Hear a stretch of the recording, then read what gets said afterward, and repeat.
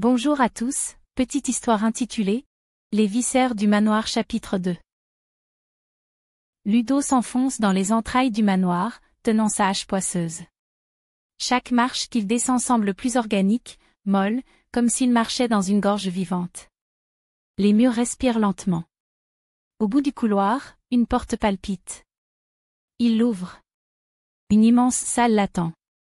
Des silhouettes nues, sans peau, rampent au sol en traînant leurs boyaux.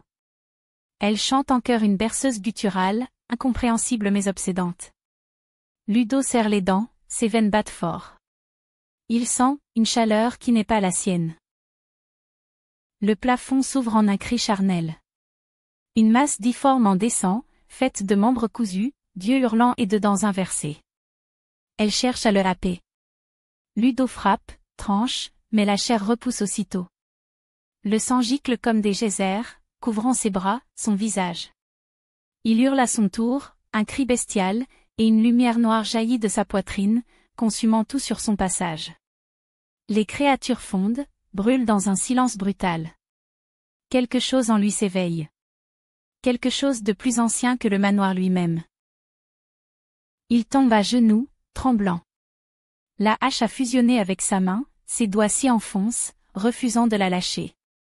Dans les murs, des yeux apparaissent, l'observent, le jugent.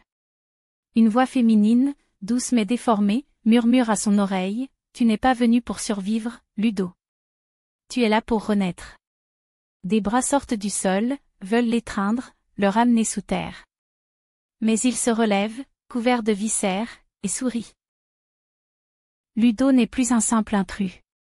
Il est devenu l'horreur que le manoir redoute. Ses pas laissent une trace brûlante. Derrière lui, les cris s'éteignent. Devant lui, une nouvelle porte s'ouvre d'elle-même.